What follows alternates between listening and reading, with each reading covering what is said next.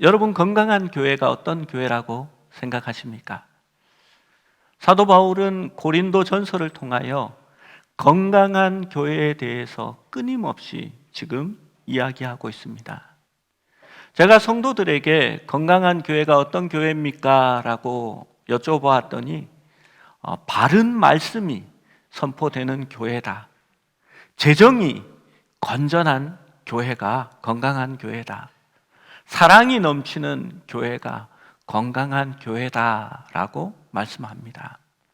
다 맞는 말씀입니다. 그런데 저는 더 강조하는 부분이 있습니다. 뭐냐 하면 그리스도를 닮은 사람이 많은 교회가 건강한 교회라는 것입니다.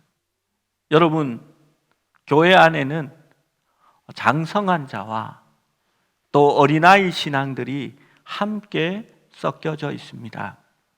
교회에 수십 년간 출석하고 설교를 들었는데 여전히 어린아이 신앙을 하고 갓난아기 같은 그러한 이 성도들도 죄송하지만 있습니다.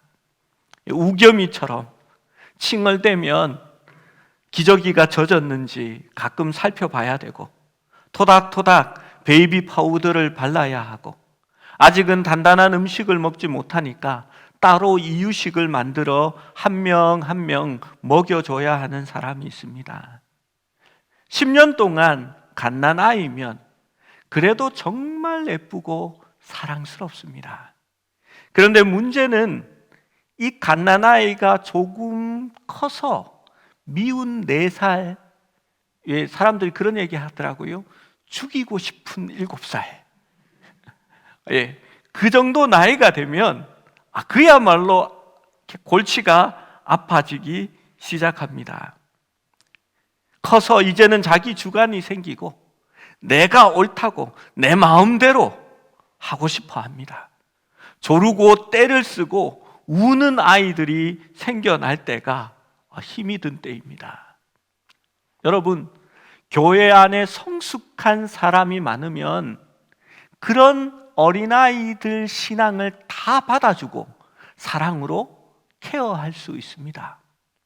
그런데 반대가 되면 교회가 힘들어지는 겁니다. 성숙한 신앙은 별로 없는데 어린아이 같은 신앙들이 대다수가 되어서 매일 교회에 와서 싸우고 자기 주장만 하고 내 하고 싶은 것들을 해야 한다고 말하는 겁니다. 그러면 교회는 타가소가 되고 맙니다. 목사로서 우리 교회가 주의 군대가 되기를 원합니다. 총을 들고 적과 싸우고 놀라운 하나님의 교회를 건설해 나가기를 원하는데 어린아이들만 뒷공무리를 따라다니면서 케어해야 하는 경우가 생겨나는 겁니다. 한 10년 된 것 같습니다. 제가 예전에 사역했던 교회의 목사님들, 전도사님들이 전부 다 그 시흥 광곡지라는 곳에 연꽃이 참 예쁘게 피거든요. 그 연꽃을 구경하러 산책하러 나갔습니다. 저희가 걸어가니까 저 앞에 어린이집에서 소풍을 나왔나 봐요. 선생님 2분이 어린아이 한 12명을 이끌고 이렇게 가는데 아이들 걸음은 늦고 우리 걸음이 빠르니까 이제 같이 이렇게 나란히 걸어갈 만한 그런 때가 되었습니다. 그런데 한 아이가 선생님 다리 아파요 하고는 업어줘요 하는데 선생님이 한 해만 업어줄 수가 없잖아요. 너 걸을 수 있어 걸어봐 했더니 아이가 털썩 주저앉더니 덜렁 누워버립니다. 업어주세요. 어떡합니까? 젊은 선생님이 뽀르르 뛰어가서 그 아이 하나를 업었습니다. 그랬더니 옆에 있는 다른 애가 나도 다리 아파요, 나도 업어주세요 막 하는 겁니다. 여러분, 둘을 업기는 힘들잖아요. 그래서 하나는 업고 하나는 걸리고 이렇게 가는데 갑자기 다른 애 하나가 우하하하 하더니 연못을 향하여 달리기 시작합니다. 앞서 인솔하던 선생님이 따라가면서 위험해 서 하면서 누구야 하고 따라갑니다. 그 와중에 앞에 있는 남자애 둘이가 장난감을 가지고 서로 니께 좋다 내께 좋다 하면서 싸우기 시작하는 겁니다. 그 장면을 보면서 제가 생각했습니다. 정말 어린이집 선생님 아무나 하는 게 아니네요. 어이구 저놈들 했더니 옆에 계시던 담임 목사님께서 이렇게 얘기했습니다. 야, 우리 동종업종이야. 여러분, 때로는 숫자가 늘어나면 성장이고 부흥이라고 말합니다. 그러나 수적 성장이 영적 성장을 말하는 건 아닙니다. 여러분, 저는 장례식장과 낙골당을 많이 다닙니다. 왜냐하면 성도들의 장례마다 가니까요. 제가 공주 하면 공주는 모릅니다. 그러나 공주 장례식장은 어디 붙어 있는지 알고 그곳이 어떤 곳인지 압니다. 예산 잘 모릅니다. 그러나 예산 장례식장은 어디 있는지 압니다. 청량 어디 있는지 잘 모릅니다. 그 청량이 고추 외에는 뭐가 있는지 잘 모르거든요. 장례식장은 압니다. 여러분, 낙골당과 공동묘지가 해마다 늘어나고 수적으로 늘어나고 있습니다. 그러면 부흥하고 성장했습니까? 성령으로 충만하지 못하고 스스로의 자유와 권리를 그리스도의 복음과 교회를 위하여 내려놓지 못한다면 여러분, 성숙한 교회가 아니라는 것입니다. 여러분, 어린아이의 신앙이 100명이 300명으로 늘어나면 이것은 성장한 것이 아니라 비대해진 겁니다. 비만해진 겁니다. 비대해진 몸은 머리에 의해서 컨트롤되지 않습니다. 오히려 건강이 나빠지는 겁니다. 우리 교회의 표현은 우리 안에 그리스도의 형상이 이루기까지입니다. 바로 영적으로 장성한 자가 된다라는 것은 그리스도를 닮은 그리스도의 형상을 품은 사람이 장성한 사람입니다. 고린도전서의 말씀을 통하여 바울은 누가 성숙한 교인인지 계속해서 말하고 있습니다. 바울은 고린도 교회를 보면서 탄식합니다. 고린도전서 3장 1절에서 3절 말씀을 우리 예전에 본 말씀이지만 다시 한 번 더 상기해 봅니다. 함께 읽습니다. 시작. 형제들아, 내가 신령한 자들을 대함과 같이 너희에게 말할 수 없어서 육신에 속한 자 곧 그리스도 안에서 어린 아이들을 대함과 같이 하노라. 내가 너희를 젖으로 먹이고 밥으로 아니하였노니 이는 너희가 감당하지 못하였음이거니와 지금도 못하리라. 너희는 아직도 육신에 속한 자로다. 너희 가운데 시기와 분쟁이 있으니 어찌 육신에 속하여 사람을 따라 행함이 아니리요. 여러분, 마땅히 어른이 되어야 하는데 젖을 먹고 밥을 먹일 수 없는 어린아이다라고 말합니다. 그 어린아이 신앙은 성령에 속한 자가 아니라 육신에 속한 사람이다라고 말합니다. 안목의 종료, 육신의 자랑, 그런 것들을 향하여서 살아가는 사람입니다. 그래서 너희 가운데 시기와 분쟁이 있다라고 말합니다. 히브리서 5장 12절 13절에도 비슷한 맥락의 말씀이 기록되어 있습니다. 함께 읽어봅니다. 시작. 때가 오래되었으므로 너희가 마땅히 선생이 되었을 터인데 그 너희가 다시 하나님의 말씀의 초보에 대하여 누구에게서 가르침을 받아야 할 처지이니 단단한 음식은 못 먹고 젖이나 먹어야 할 자가 되었도다. 이는 젖을 먹는 자마다 어린아이니 의의 말씀을 경험하지 못한 자요. 그렇습니다. 오래되었습니다. 때가 구원을 얻고 교회에 나와서 시간이 많이 지나서 이제는 마땅히 아이들을 양육하고 어린 신앙을 길러내야 하는 선생이 되어야 했는데 아직도 어린아이라서 젖을 먹어야 하는 그러한 사람이 되었다라고 말하는 겁니다. 그래서 의의 말씀을 깨닫지 못하고 경험하지 못한다라고 말합니다. 여러분, 은사의 문제는 교회의 성숙과 관련이 있습니다. 여러분, 저와 함께 동역하던 목사님이 왜 우리가 동종업계에 사는 사람이야 라고 이야기했는지 이해가 되십니까? 여러분, 교회 안에 영적 어린아이가 많으면 그 유치원 선생님하고 똑같은 일을 날마다 반복하기 때문입니다. 손이 많이 가고 사랑이 필요한 어린아이들이 교회에 가득 차 있습니다. 그래서 늘 바쁩니다. 목사님, 기도해 주세요. 몸이 너무 안 좋아요. 신방해 주세요. 목사님, 우리 교회는 왜 소풍 안 가나요? 목사님, 봄인데 우리도 나물 뜯으러 가요. 힘들어요. 위로해 주세요. 목사님, 우리 동네에도 우리 집 앞에 차를 좀 보내주세요.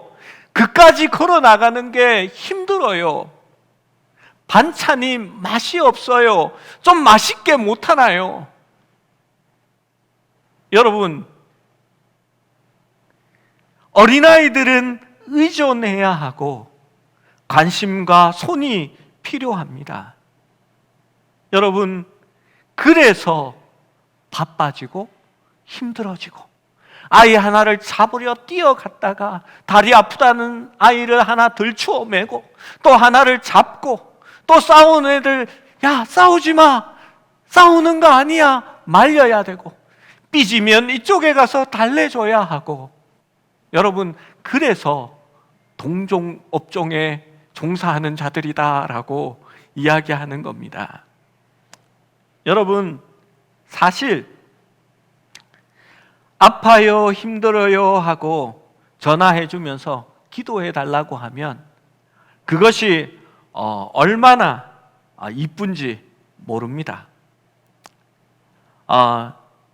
사랑스럽기도 합니다. 그런데요,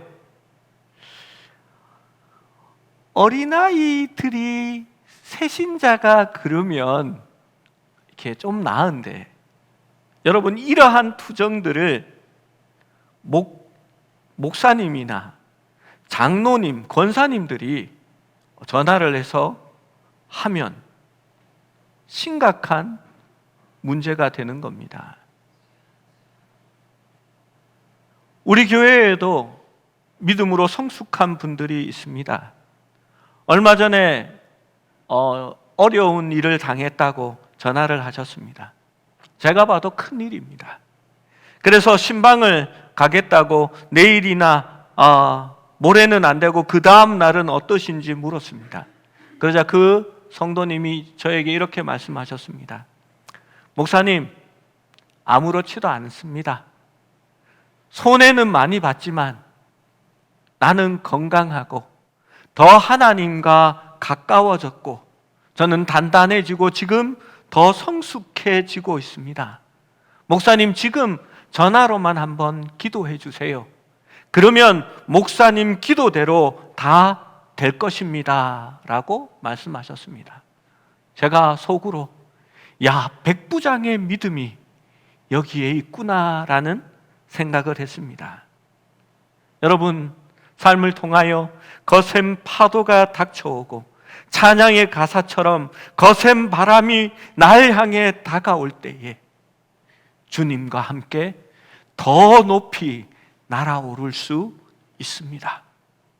폭풍이 치고 고난이 있을 때에도 우리의 영혼은 더 잠잠하게 주님을 바라볼 수 있는 신앙이 성숙한 신앙입니다. 여러분, 성장이라는 것은 생명이 있다는 증거입니다. 그리고 우리에게서는 성장보다는 성숙이라는 말로 바꾸는 것이 더 좋을 것 같습니다. 왜냐하면 제 키는 더 이상 크지 않기 때문입니다. 그러나 성숙해질 수 있습니다. 여러분, 성숙한다라는 것은 세상 다른 종교처럼 제가 이렇게 돌을 닦거나 아니면 이렇게 어떤 그 깊은 어떤 경지로 빠져들어가는 그것을 성숙했다라고 우리는 말하지 않습니다. 우리에게는 성숙할 수 있는 아무런 능력이 없습니다. 우리가 주님 안에 들어가고 주님이 내 안에 있을 때에 우리는 성숙해집니다. 성령으로 충만하게 되었을 때에 그것이 성숙의 척도가 되는 것입니다. 얼마나 충만한가, 성령으로 충만한가를 성숙의 기준으로 보는 것입니다. 내가 몇 년을 믿었느냐, 교회에 얼마나 오래 다녔느냐가 아니라는 것입니다. 물을 충만하게 머금은 스펀지는 압력이 가해질 때마다 물을 뱉어냅니다. 향을 가득 채운 향나무는 자기를 찍는 도끼 날에도 향을 묻힌다고 말합니다. 그리스도로 가득 찬 주님으로 충만한 성도들은 모든 상황 속에서 주님의 사랑과 말씀을 나타낼 수 있는 것입니다. 그 사람들이 그리스도를 닮은 사람이고 자기의 안에 그리스도의 형상을 만들어내는 사람인 것입니다. 여러분, 나무가 성숙해지면 열매를 맺게 됩니다. 성령으로 충만한 성도들은 성령의 열매를 맺게 되는 것입니다. 이 열매는 내게 있는 것이 아니라 성령이 우리의 성품들을 바꾸어 나가는 것입니다. 이 성령의 열매에 대해서는 13장, 14장 넘어가면서 나오니까 그때 가서 살펴보고요. 그렇다면 여러분, 은사는 무엇일까요? 성령의 은사 말입니다. 여러분, 은사라는 것은 헬라어 카리스마라는 단어입니다. 야, 너 카리스마 있네. 이렇게 뭔가 어떤 이렇게 힘을 말하는 걸까요? 이 은사라는 말은 그냥 선물이라는 단어입니다. 그러니까 은사라는 것이 바로 선물이라는 것입니다. 여러분, 우리가 하나님께로부터 받은 대표적인 선물이 있습니다. 무엇입니까? 구원입니다. 구원은 우리에게 어떤 자격이 있어서 주어진 것이 아니라 우리가 다 죄인인데 죽을 수밖에 없는데 아무런 조건 없이 하나님께서 우리에게 그저 주시는 선물이 바로 구원인 것입니다. 성경이 그래서 구원에 대해서 무엇라고 말씀합니까? 에베소서 2장 8절 9절에는 이렇게 말합니다. 너희는 그 은혜에 의하여 믿음으로 말미암아 구원을 받았나니 이것은 너희에게서 난 것이 아니요 하나님의 선물이라. 행위에서 난 것이 아니니 이는 누구든지 자랑하지 못하게 함이라. 여러분, 구원이 선물이라서 행위에게서 난 것이 아니고 자랑하지 못한다라고 말합니다. 그런데 아예 선물이 있습니다. 그것이 바로 은사라는 겁니다. 그래서 은사를 가지고 자랑하지 말라라는 겁니다. 성령께서 교회에 필요하셔서 주신 것인데 마치 자기의 믿음이 좋아서 자기가 그런 은사를 받은 것처럼 오해를 합니다. 은사는 개인이 선택하거나 혹은 요청해서 받는 것이 아니라 우리 성경 말씀에 적힌 대로 한 성령이 행하사 그의 뜻대로, 성령의 뜻대로 각 사람에게 나누어 주신 것입니다. 여러분, 그래서 자랑할 수 없습니다. 여러분, 제가 목사라고, 나는 목사야, 네, 우리 집에 또 목사가 또 하나 더 있어, 뭐 이렇게 자랑할 수 있습니까? 아니요. 선물이라니까요. 선물은 자랑하지 못하게 하려고 선물로 주는 겁니다. 여러분, 제가 태어날 때부터 품행이 방정하고 무언가 남달라서 목사가 된 줄 아십니까? 아닙니다. 똑같았습니다. 그런데 하나님께서 그렇게 불러주신 것이 은혜고 선물이었던 것입니다. 베드로전서 4장 10절은 이렇게 말합니다. 우리 함께 읽어봅니다. 4장 10절의 말씀입니다. 시작. 각각 은사를 받은 대로 하나님의 여러 가지 은혜를 맡은 선한 선지기 같이 서로 봉사하라. 그렇습니다. 은혜를 맡은 선한 청지기 같이. 여러분, 은사라는 것은 내게 능력이 있고 그것이 내 것이라는 말이 아니라 선한 청지기 같이 하나님께서 내게 맡겨주신 것을 보관하고 사용하는 것 같이 그 주신 것으로 서로 봉사하라라고 말합니다. 에베소서 4장 11절 12절 말씀을 한 번 더 읽어봅니다. 시작. 그가 어떤 사람은 사도로, 어떤 사람은 선지자로, 어떤 사람은 복음을 전하는 자로, 어떤 사람은 목사와 교사로 삼으셨으니 이는 성도를 온전하게 하여 봉사의 일을 하게 하며 그리스도의 몸을 세우려 하심이라. 여러분, 하나님께서 우리에게 은사를 주시고 직분을 주신 것은 성도를 온전케 하며, 무슨 말씀인지 아시겠지요? 어린아이의 신앙이 자라날 수 있도록 섬기라는 겁니다. 두 번째로 봉사의 일을 하게 하려고 은사를 주셨다라고 말합니다. 그렇게 해서 세 번째로 그리스도의 몸을 세우게 하기 위해서라고 말합니다. 여러분, 그리스도의 몸은 무엇입니까? 바로 교회요, 성도들의 모임을 말하는 것입니다. 그렇습니다. 교회를 세우는 것은 여러분의 은사입니다. 제가 지난주에 말씀을 전하면서 은사 없는 참된 교회가 없다라고 말씀드렸습니다. 교회는 누군가 섬기는 사람이 있어야 세워집니다. 온전케 되어집니다. 섬기는 일을 위하여 하나님은 선물로 우리에게 은사를 주셨습니다. 여러분, 그렇습니다. 하나님께서 여러분에게 맡기신 그 은사가 바로 사용되어질 때에 교회는 온전하게 되고 성도들은 점점 자라나게 되며 그 안에 성숙한 교회로 만들어져 가는 것입니다.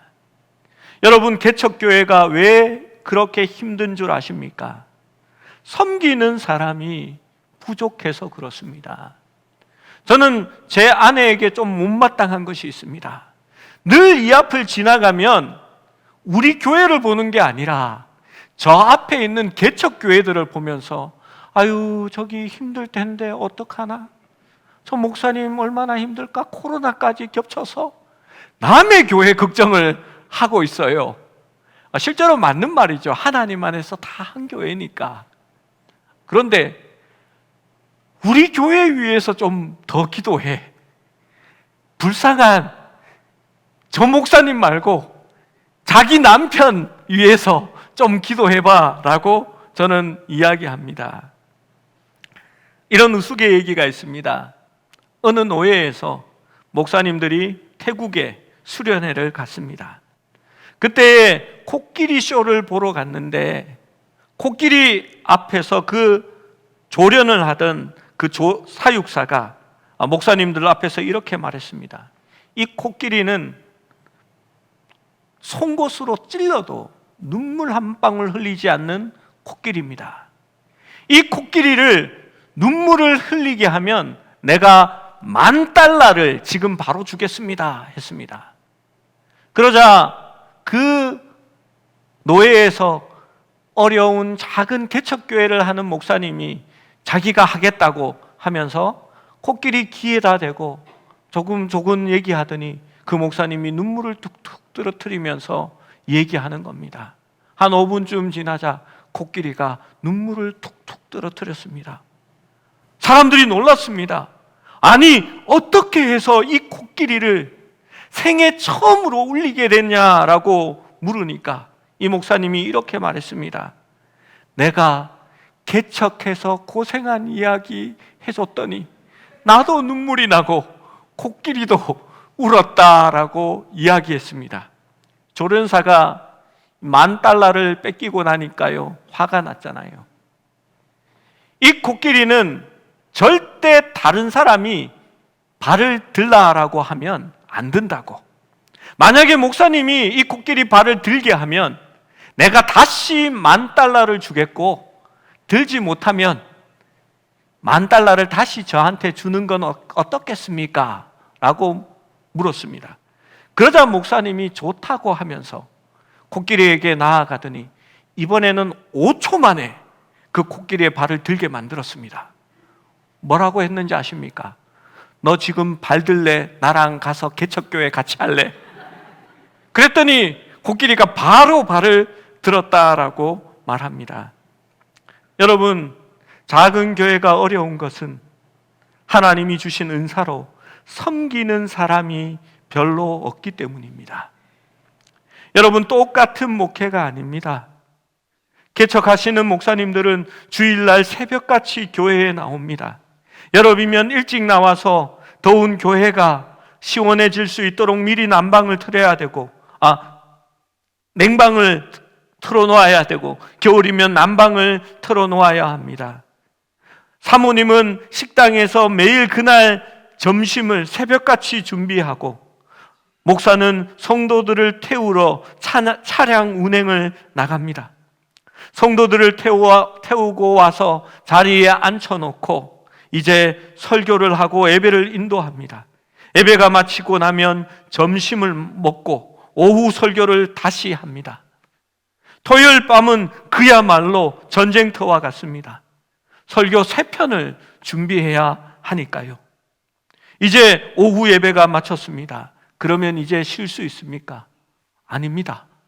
성도들을 다시 집에 데려줘야 합니다. 그래서 찬양 운행을 하면서 온 동네를 한 바퀴 다 돌아서 내려다 주고 돌아옵니다. 그리고 이제 남은 교회 정리를 해야 합니다. 집에 돌아가면 저녁 때가 되었습니다. 여러분, 그냥 자면 됩니까? 아닙니다. 내일 새벽 설교가 기다리고 있습니다. 말씀을 준비해야 되지요. 여러분, 같은 설교를 준비해도 다릅니다. 대형 교회의 목사님들은 설교 비서가 2-3명이 있습니다. 주석서가 어떻게 설명했는지 뽑아오라고 시키고, 관련된 신문 기사와 해외 저널에서 어떤 내용이 있는지 뽑아오라고 하고, 또 한 목사님에게는 관련 애화를 찾아오라고 얘기하면 코끼리 이야기 같은 거 수십 개는 뽑아다가 갖다 줍니다. 여러분, 그러나 작은 개척교회를 하시는 목사님들은 악순환의 소용돌이에 휘말려 있습니다. 열심히 사역하는데 몸은 더 피곤하고 연약해지고 건강은 잃어갑니다. 시간이 없으니 말씀을 준비하기에 벅찹니다. 그래서 꼼꼼하게 깊이 묵상하는 것이 힘이 들고 시간에 맞춰서 말씀을 마무리해야 합니다. 그러니 새신자는 더 없습니다. 진짜 눈물 나는 일은 무엇냐 하면요, 그렇게 섬기고 발버둥 쳐서 성도들이 한 20명 되어서 야, 이제는 우리도 섬길 만한 사람이 있구나 할 때에 이 사람들이 서로 패를 나누어서 싸웁니다. 그러더니 반이 뚝 떨어져 나갑니다. 여러분, 얼마나 가슴이 무너져 내리는지 아십니까? 실제로 교회를 세우는 것은 돈이 아닙니다. 건물이 아닙니다. 성숙한 성도 한 사람 한 사람이 성령께서 주시는 은사를 가지고 서로 봉사할 때에 교회가 세워져 가는 것입니다. 그래서 은사가 없이는 참된 교회도 없다라고 말하는 것입니다. 교회는 건물이 아니라 성도들의 모임이기 때문입니다. 그리고 그 성도들은 여러분의 봉사와 헌신과 사랑으로 말미암아 조금씩 자라나는 겁니다. 여러분, 사람이 자라는 것이, 영적으로 성숙하는 것이 제일 답답합니다. 이 망아지나 송아지는요, 툭 나오면 떨어져 가지고 한 2, 3분도 안 돼서 벌떡 일어납니다. 우와, 얼마나 놀라운지. 그런데요, 사람은요, 태어나서 기어다니고 걸음마를 할 때까지 얼마나 시간이 오래 걸리는지 아십니까? 여러분, 영적인 진보도 마찬가지입니다. 교회에 나와서 말씀의 은혜를 받습니다. 마음이 뜨거워집니다. 여러분, 성숙했을까요? 아닙니다.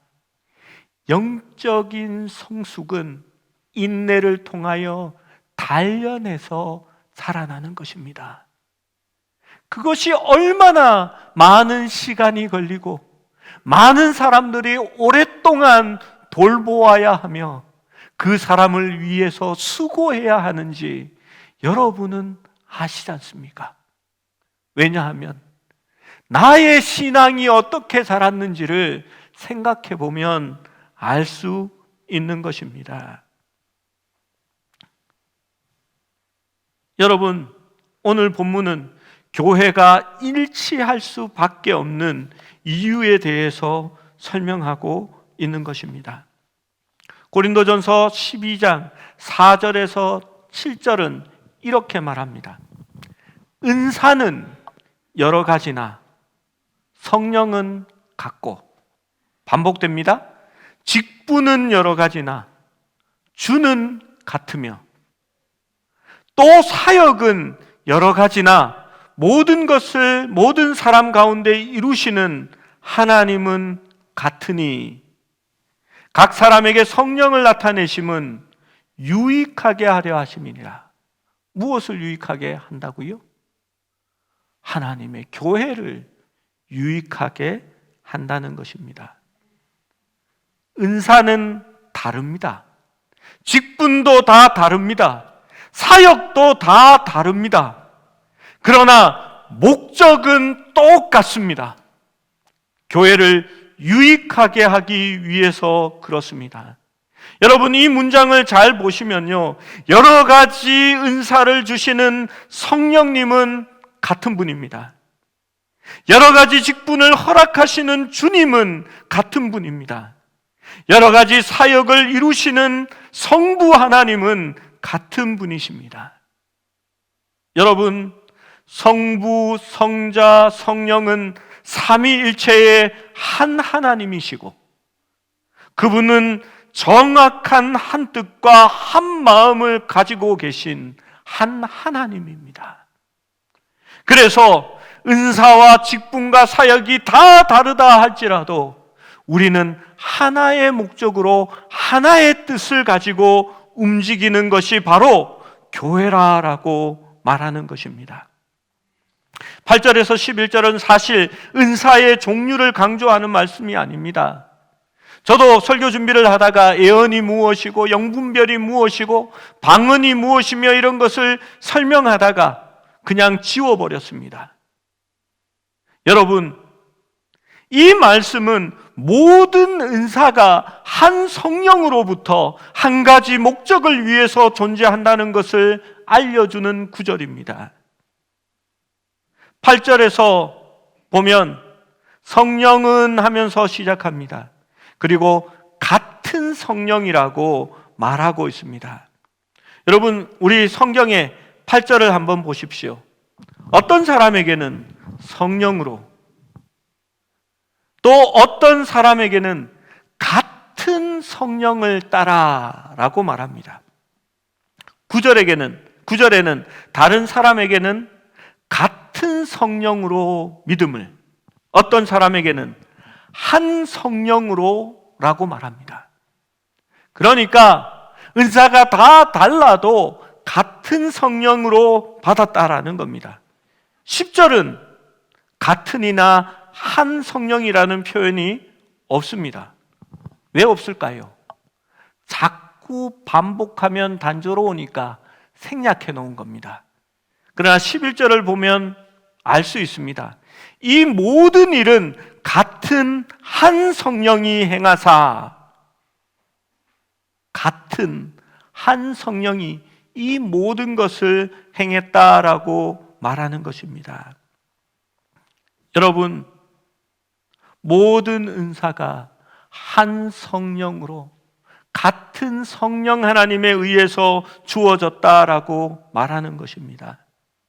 한 성령이면 분쟁이나 다툼이 없어야 합니다. 왜냐하면 각각 받았던 은사가 같은 성령님을 통하여 같은 목적으로 주어졌기 때문입니다. 여러분, 같은 지휘관 안에서 같은 편이면 서로에게 총을 쏘고 서로를 죽이는 일은 하지 않는 것입니다. 고린도전서 3장 1절에서 3절의 말씀을 이것을 생각하면서 다시 한번 읽어봅니다. 3장 1절에서 3절 말씀입니다. 시작. 형제들아, 내가 신령한 자들을 대함과 같이 너희에게 말할 수 없어서 육신에 속한 자 곧 그리스도 안에서 어린아이를 대함과 같이 하노라. 내가 너희를 젖으로 먹이고 밥으로 아니하였노니 이는 너희가 감당하지 못하였음이거니와 지금도 못하리라. 너희는 아직도 육신에 속한 자로다. 너희 가운데 시기와 분쟁이 있으니 어찌 육신에 속하여 사람을 따라 행함이 아니리요. 여러분, 그렇습니다. 사람을 따라 행하면 시기와 분쟁이 나타나는 겁니다. 그것은 육신에 속한 사람이라고 말합니다. 다시 말하면 영적인 어린아이다라고 말하는 겁니다. 여러분, 어린아이들이 싸우지 않습니까? 사실 아이가 어릴 때는요, 베스킨 라빈스, 투게더 한 통에 들어있는 아이스크림을 피해야 됩니다. 그냥 낱개로 500원짜리 사는 게 좋습니다. 하나씩 나눠주면 안 싸우거든요. 그런데 통을 퍼놓고 숟가락 하나 드는 순간 다툼이 일어나기 시작하는 겁니다. 여러분, 사도 바울은 큰 자입니다. 그리고 고린도 교인에게 성숙한 자들이 되기를 원하며 그것을 요청합니다. 바울은 사도로서 마땅히 먹고 받아야 할 권리가 있었습니다. 그러나 사도 바울은 스스로 그것을 양보하고 천막을 지어서 자기의 생계를 유지했습니다. 왜 그렇습니까? 다투기 싫었기 때문입니다. 교회의 유익이 더 중요했고 하나님의 복음을 전하는 일이 더 중요했기 때문에 마땅한 자기의 권리를 내려놓았던 것입니다. 사도 바울은 성도들에게 말합니다. 너희가 고기 먹는 것이 믿음이 약한 성도들을 실족게 하거든 평생 고기를 먹지 않아 실족게 하지 말라라고 말합니다. 교회 안에서 별것 아닌 것 하나 행하는 것들이 다른 사람에게 그것이 시험거리가 되고 아픔을 준다면 성숙한 자들은 그것을 평생 양보하고 하지 말아야 할 것을 요청하는 겁니다. 교회 안에 사랑의 만찬이 있었습니다. 거기에는 가난한 자들도 식사에 참여해야 했습니다. 그런데 사람들이 기다리지 않고 스스로 빈부의 차이를 나누어서 먼저 먹고 마실 때에, 그리고 가난한 자들이 왔을 때 음식은 비어가고 일찍 온 자들은 술에 취해 있을 때에 바울이 무엇라고 말합니까? 먼저 먹지 말고 기다리라 라고 말합니다. 배가 고프거든 교회에서 먹지 말고 집에서 먹으라 라고 말합니다. 그리고 너희가 어떻게 성만찬을 교회에서 할 수 있느냐라고 묻고 있는 것입니다. 성숙한 자라면 그렇게 할 수 없다라고 말하는 것입니다. 바울은 스스로 자유인이지만 종이 됩니다. 헬라인에게는 헬라인처럼 다가갑니다. 유대인들에게는 유대인에게처럼 다가가서 왜 그렇게 합니까? 어린 생명 한 생명을 온전한 자로 그리스도 안에서 세우기 위하여 자기의 정체성을 놓아버리는 겁니다. 때로는 억울하고 아픈 일이 있습니다. 그러나 사도 바울은 세상 법정에 가서 고소하지 말라라고 얘기합니다. 왜 그렇습니까? 하나님의 영광이 세상 사람들의 판단 아래 놓여지고 하나님의 교회가 욕을 얻어먹기 때문에 하지 말라라고 말합니다. 그것이 성숙한 사람이라고 말하는 것입니다. 여러분, 불평과 불만과 분열을 조장하는 사람들이 있습니다. 때로는 팔을 지어서 따로 다니면서 나쁜 이야기, 안 좋은 이야기만 끄집어내어서 이야기하시는 분이 있으면 여러분, 그 사람들은 어린아이입니다.